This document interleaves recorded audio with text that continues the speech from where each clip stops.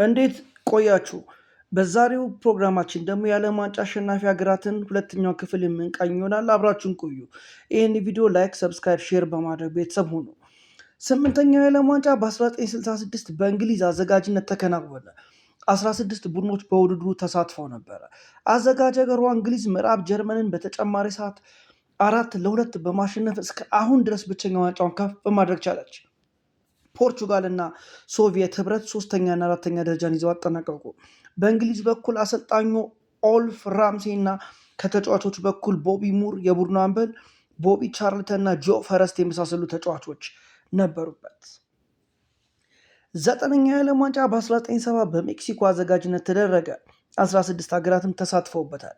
በፍጻሜውም ብራዚል ሶስተኛ ዋንጫዋን ጣሊያንን 4-1 በማሸነፍ ከፍ ማድረግ ችላለች። ምዕራብ ጀርመን ሶስተኛ፣ ኡራጋይ ደግሞ አራተኛ ሆነው አጠናቀዋል። በፍጻሜው ከብራዚል በኩል ፔሌ፣ ቶስታኦ፣ ሬቪሊኒሆ፣ ጀርዚኒዮ፣ ጌርሰን እና ካርሎስ አልቤርቶን የመሳሰሉ ከዋክብት ድንቅ ብቃታቸውን አሳይተዋል። አስረኛው የዓለም ዋንጫ በ1974 በምዕራብ ጀርመን አዘጋጅነት በ16 ሀገራት ተደረገ። በፍጻሜውም አዘጋጇ ምዕራብ ጀርመን ኔዘርላንድስን 2-1 በማሸነፍ ዋንጫውን ከፍ አደረገች። ፖላንድ እና ብራዚል ሶስተኛና አራተኛ ሆነው አጠናቀዋል።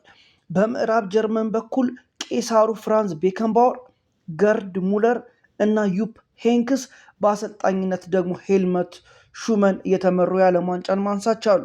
በኔዘርላንድስ በኩል ታላቁ ተጫዋችና አሰልጣኝ ዮሃን ክራይፍ የቡድኑ አምበል ነበር፣ ምንም እንኳን ለዋንጫ ባይታደልም። 16ኛ ውድድር በ1978 በአርጀንቲና አዘጋጅነት ተደረገ። 16 ቡድኖችን መሳተፍ ችሎ ነበር።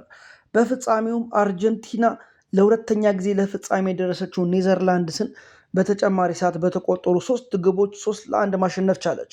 ብራዚል ሶስተኛ፣ ጣሊያን ደግሞ አራተኛ ሆነው አጠናቀቁ።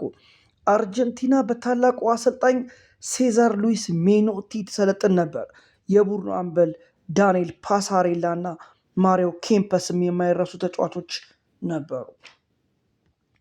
12ኛ ውድድር በ1982 በስፔን ተዘጋጀ።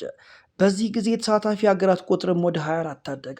በፍጻሜውም ጣሊያን ምዕራብ ጀርመንን 3-1 በማሸነፍ ሶስተኛ ዋንጫውን ከፍ አደረገች። ፖላንድ እና ፈረንሳይ ሶስተኛና አራተኛ ደረጃን ይዘው አጠናቀቁ። አሸናፊዋ ጣሊያን በአሰልጣኝ ኤንዞ ቢያዞቲ ስትመራ ታዋቂው ግብ ጠባቂና የቡድኑ አምበል ዲኖዞፍ፣ ጁሴፔ ቤርጎሚ፣ ፓውሎ ሮሲ እና የመሳሰሉ ከዋክብትም ነበሩ። በወቅቱም የነበረው የፓውሎ ሮሲ ታሪክ አይረሴም ነበረ። 13ኛ ውድድር በ1986 በሜክሲኮ ተደረገ። በዚህም ጊዜ የተሳታፊ ሀገራት ቁጥር 24 ነበር። በፍጻሜውም አርጀንቲና ምዕራብ ጀርመንን 3-2 በማሸነፍ ሁለተኛ ዋንጫቸውን ከፍ አደረጉ። ፈረንሳይ ሶስተኛ፣ ቤልጅየም ደግሞ አራተኛ ደረጃን ይዘው አጠናቀቁ። ይህ ዓለም ዋንጫ ከማይረሱ የዓለም ዋንጫዎች መካከል አንዱ ነው። ምክንያቱም በአርጀንቲና በኩል እግር ኳስ ካየቻቸው ድንቅ ተጫዋቾች መካከል የሆነው ዲያጎ አርማንዶ ማራዶና የነገሰበት ወቅት በመሆኑ ነው። በዚህ ቡድን ውስጥ ከማራዶና ጋር እንደ ሆርጌ ብሩቻጋ፣ ሆርጌ ቫልዳኖ የመሳሰሉ ከዋክብትም ነበሩ። አሰልጣኙ ደግሞ ካርሎስ ቢላርዶ። 14ኛ ውድድር በ1990 በጣሊያን ሀገር በ24 ተሳታፊ ሀገራት መካከል ተካሄደ። በፍጻሜውም ምዕራብ ጀርመን በቀል የተወጣችበት ነበር። ከ4 ዓመታት በፊት ያሸነፈቻት አርጀንቲናን 1-0 በማሸነፍ ጣሊያንና እንግሊዝ ደግሞ የሶስተኛና የአራተኛ ደረጃን ይዘው አጠናቀዋል። በአሸናፊው ሀገር ጀርመን በኩል የቡድኑ አሰልጣኝ ታላቁ ተጫዋችና አሰልጣኝ ቄሳሩ ፍራንዝ ቤከንባወር ሲሆን እንደ የርገን ክሊንስማን፣ ሩዲ ቮለር፣ ሉተር ማቲያስ በወቅቱ የቡድኑ አምበል እና ሌሎች ከዋክብትም ነበሩ። 15ኛ ውድድር በ1994 በአሜሪካ ተዘጋጀ። 24 አገራትም ተሳትፎን አድርገውበታል። ብራዚል በመለያ ምት ጣሊያንን 3-2 በማሸነፍ አራተኛ ዋንጫውን ከፍ አደረገች። ስዊድን ሶስተኛ፣ ቡልጋሪያ ደግሞ አራተኛ ሆነው ውድድሩን አጠናቀቁ። በብራዚል በኩል አሰልጣኙ ካርሎስ አልቤርቶ ፔሬራ ነበሩ።